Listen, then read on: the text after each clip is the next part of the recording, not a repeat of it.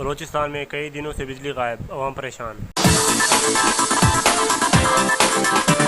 Corps commander Quetta کا ہیلی copter Balochistan میں لاپتہ، سرچ آپریشن جاری۔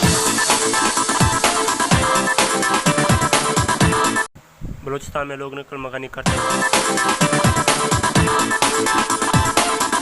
ڈالر باہر جانے سے روکنے کے لیے ایمرجنسی لگانی چاہیے، وزیر اعظم عمران خان۔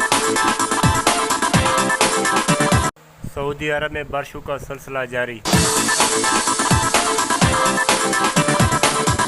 پاکستان میں سونے کی قیمتوں میں اضافہ۔